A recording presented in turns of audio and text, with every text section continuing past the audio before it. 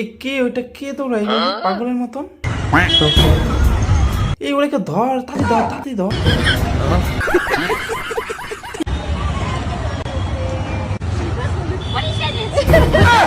ও ন্যাকামা, মানে তুমি এবার দৌড়ালে কেন পাগলের মতো?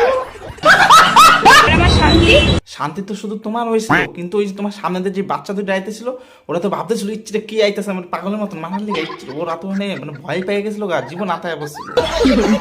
ভাগ্যিস ওর জায়গায় যদি আমি থাকতাম, আমি হাত লাইট খুঁজতাম, পুকুরে মেরে দিতাম।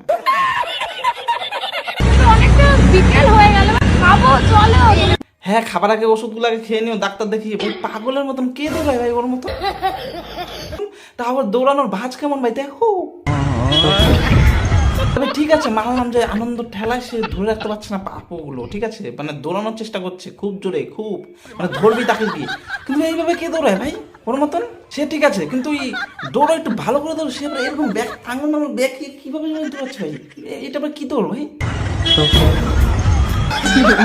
আর কাছে তোমরা যাই বলো না কেন, ও নিজেকে নিজে ভাবে শিশু, কিন্তু তো রাতে করে বিছানায় থাকো।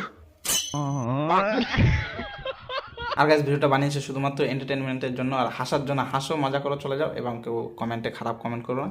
দেখা হচ্ছে ভালো একটা ভিডিওতে।